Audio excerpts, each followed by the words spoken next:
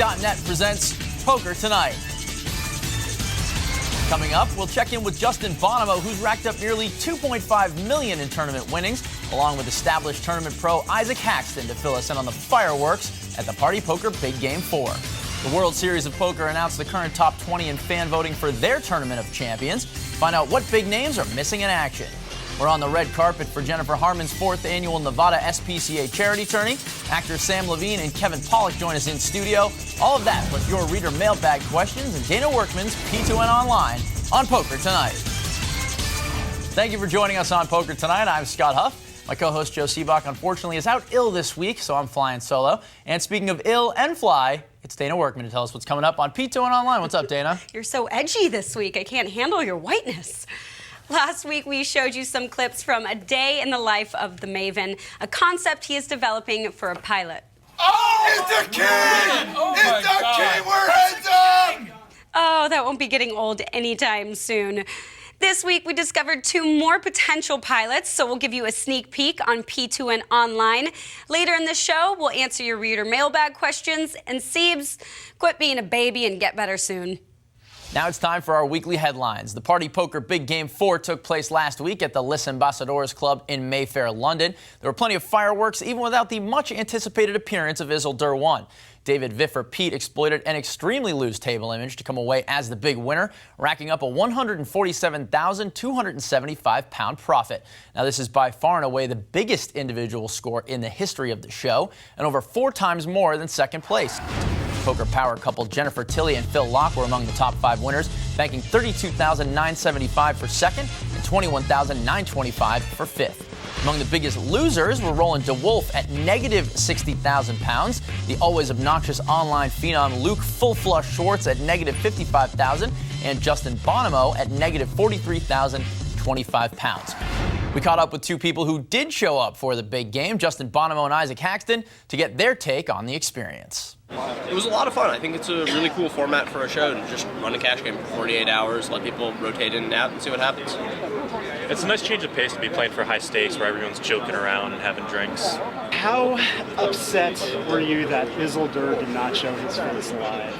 There was a lot of hype that Isildur was going to show up, but in the back of my mind, I kind of knew it wasn't going to happen. So I wasn't that disappointed when he didn't show. It would have been fun if Isildur showed up, but I agree. I wasn't expecting him to. Do you guys feel like you definitively know who Isildur is? I'm pretty confident I know. Well, I'll just say it. I'm pretty confident that Isildur is Victor Blom. All the evidence I've seen points to Isildur being Victor Blom, yeah. I would definitely go back and do the Party Poker Big Game again next year. It was a pretty good experience. Yeah, there's a good chance I'll play it next year, too.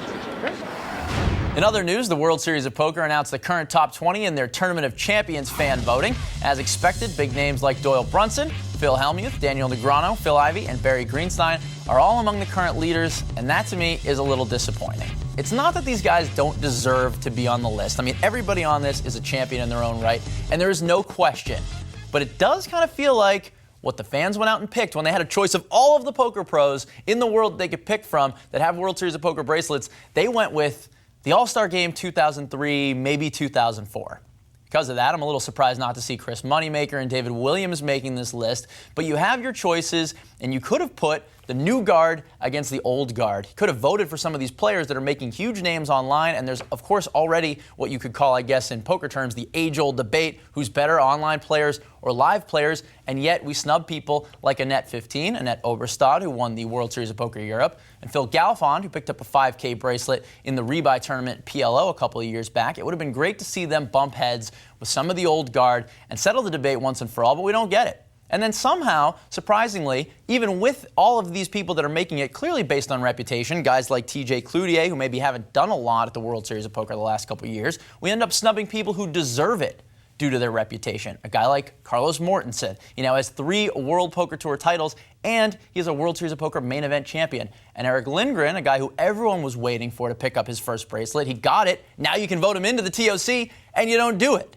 And then one of the best no-limit hold'em players on the circuit right now, JC Tran, somehow he doesn't get a vote also. But it is not too late, everybody at home. If you really want this to be a true representative all-star game of 2010, you can go online right now and pick your favorites. There's still plenty of time to vote by going to worldseriesofpoker.com. Poker2Nite.com.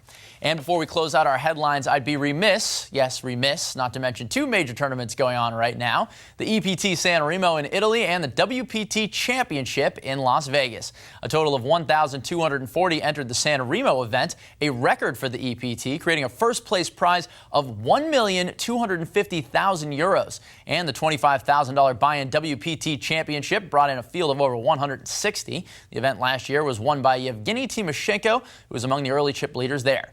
Finally, here's a look at the online Sunday major tournaments. There was a three-way chop in the PokerStars Sunday Million with Speedy 0308 taking first and over $205,000. Kensho Satori got second for $176,000, and Players Card took home $176,000 as well for third.